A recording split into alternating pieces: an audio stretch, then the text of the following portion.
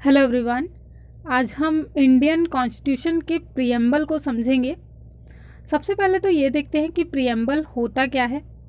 Preamble किसी document का introductory and एक्सप्रेशनरी statement होता है जो कि उस पूरे डॉक्यूमेंट का सार बताती है।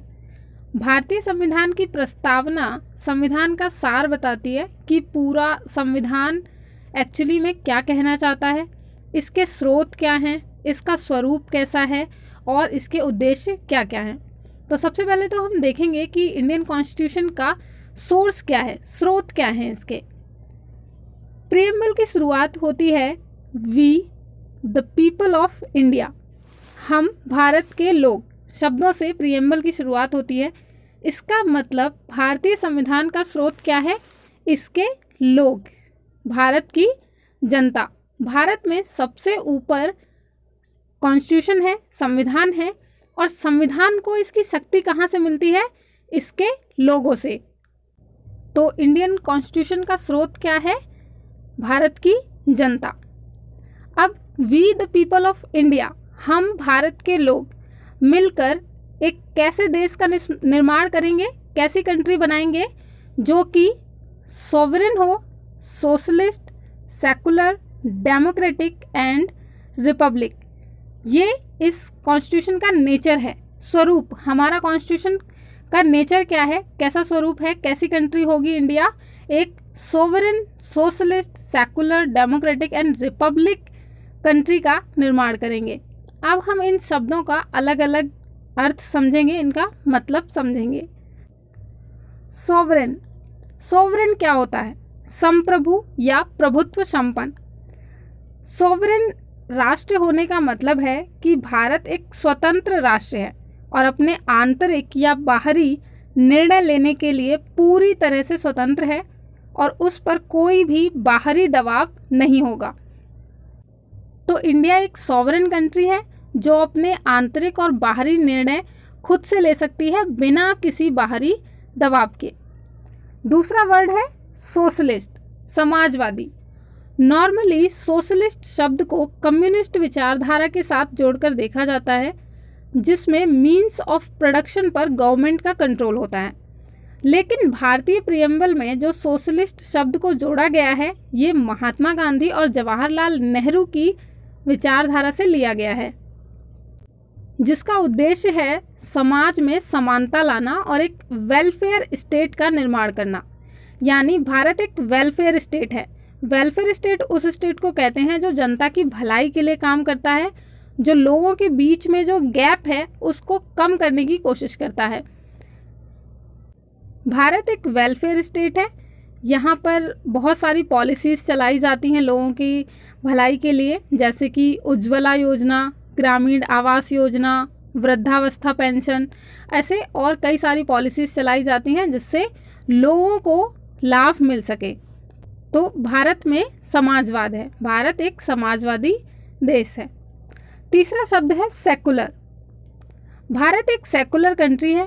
इंडियन कॉन्स्टिट्यूशन में सेकुलर शब्द को पॉजिटिवली यूज किया गया है, जिसका अर्थ है कि state has no religion. State का अपना खुद का कोई रिलीजन, कोई धर्म नहीं है, पर इसकी जनता, जो यहाँ के लोग हैं, ये किसी भी रिलीजन को प्रैक्टिस कर सकते हैं, उसे अपना सकते हैं और रिलीजियस इंस्टीट्यूशन को भी मैनेज कर सकते हैं। यानी स्टेट का अपना कोई रिलीजन नहीं है, लेकिन यहाँ की जो जनता है उसको फ्रीडम ऑफ रिलीजन है, वो किसी भी रिलीजन को फॉलो कर सकते हैं और रिलीजियस इंस्टीट्यूशंस को मैनेज भी कर सकते हैं। Now the fourth word is democratic, लोकतांत्रिक। भारत कैसी कंट्री है, एक डेमोक्रेटिक कंट्री है, लोकतांत्रिक देश है। डेमोक्रेसी का मतलब है जनता का शासन, यानी इस देश पर शासन वो लोग करते हैं जो जनता के द्वारा चुने जाते हैं। जनता का शासन प्रत्यक्ष रूप से नहीं है, अप्रत्यक्ष रूप से है, क्योंकि वो लोग शासन करते हैं जो जनता के द्वारा चुने जाते हैं। तो यही क्या कहलाता है, डेमोक्रेटिक कंट्री कहलाता है, लोकतांत्रिक देश। जैसा कि अब्राहम लिंकन ने भी कहा है, of the people, by the people, for the people. जनता का, जनता के द्वारा, जनता के लिए शासन। नेक्स्ट वर्ड है रिपब्लिक। यानी गण राज्य या गणतंत्र। गणतंत्र राजतंत्र का बिल्कुल उल्टा है। राजतंत्र जिसमें राजा का बेटा ही राजा बनता है, तो गणतंत्र इसका बिल्कुल उल्टा है। गणतंत्र में कोई भी व्यक्ति चुनाव में भाग ले सकता है और चुने जाने पर शासक भी बन सकता है। जो भी विधायिका के द्वारा तय किए गए जो मापदंड हैं उनको जो भी पूरा करता है वो इंसान चुनाव में भाग ले सकता है, और जब जनता उसे चुन लेती है तो फिर वो शासक बन जाता है। लेकिन राजतंत्र में केवल राजा का बेटा ही राजा बनता है और आम जनता को कभी भी ये मौका नहीं दिया जाता। तो इसी का बिल्कुल अपोजिट वर्ड है रिपब्लिक, राजतंत्र। तो ये था इंडियन कॉन्स्टिट्यूशन का नेचर, कैसा स्वरूप होगा इसका। अब हम देखेंगे कि इंडियन कॉन्स्टिट्यूशन का एम क्या है, उद्देश्य क्या है, हम क्या हासिल करना चाहते हैं। तो कॉन्स्टिट्यूशन अपने सभी सिटीजन्स के लिए क्या सिक्योर करेगा? जस्टिस। कैसा justice? Social, economic and political. Liberty. कैसी liberty? Liberty of thought, expression, belief, faith and worship. Equality. किस चीज़ की इक्वालिटी होगी? Equality of status and of opportunity. Fraternity, assuring the dignity of the individual and the unity and integrity of the nation। बंधुता होगी यहाँ के लोगों में, लोगों को एक गरिमापूर्ण जीवन जीने का अधिकार होगा। गरिमापूर्ण जीवन जीने का अधिकार आर्टिकल 21 के अंदर भी दिया गया है, और लोगों के अंदर बंधुता होगी। बंधुता का अर्थ है भाईचारा। ऐसी बंधुता जो राष्ट्र की एकता तथा अखंडता को बढ़ावा दे। भारत विविधताओं में एकता का देश है। यहाँ विविधताओं का समावेश है। यहाँ अलग अलग धर्म, जाति, भाषा बोलने वाले लोग रहते हैं। इसके बावजूद भारत में एकता और अखंडता है। यही भारत की सबसे बड़ी विशेषता है। तो इसको बनाए रखना संविधान का सबसे बड़ा उद्देश्य है। In our constituent assembly this 26th day of November 1949 do hereby adopt, enact and give to ourselves this constitution। कब अडॉप्ट किया गया था हमारे कॉन्स्टिट्यूशन को? 26 नवंबर 1949। अडॉप्ट कब किया गया था? 26 नवंबर 1949 को। और लागू कब किया गया था? 26 जनवरी 1950 को। अब हम प्रियम्बल के बारे में कुछ महत्वपूर्ण बातों को देखेंगे। सबसे पहला सवाल ये है कि क्या प्रियम्बल कॉन्स्टिट्यूशन का पार्ट है या नहीं। ये समझना भी ज़रूरी है कि ये बात इतनी इम्पॉर्टेंट क्यों है कि प्रस्तावना संविधान का पार्ट है या नहीं। ये इसलिए इम्पॉर्टेंट है क्योंकि आर्टिकल 368 पार्लियामेंट को पावर देता है कि वो कॉन्स्टिट्यूशन के किसी भी पार्ट को अमेंड कर सकते हैं। तो अगर प्रियम्बल संविधान का हिस्सा है तो पार्लियामेंट इसमें अमेंडमेंट कर सकती है, पर अगर प्रियम्बल कॉन्स्टिट्यूशन का पार्ट नहीं है तो वो इसमें कोई अमेंडमेंट नहीं कर सकती।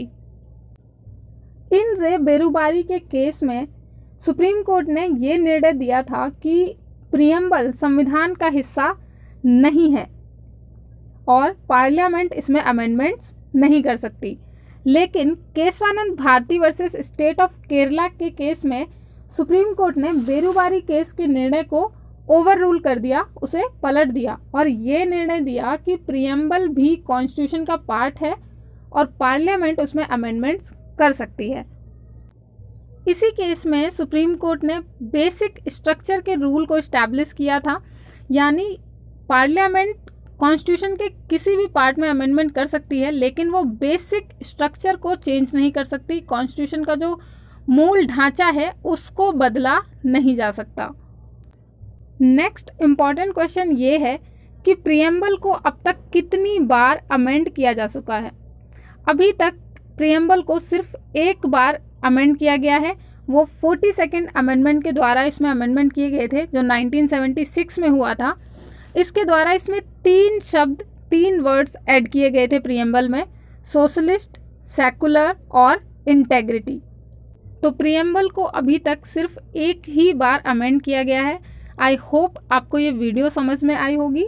Thank you everyone. If you have any doubt, please let me know in the comment section. Thank you.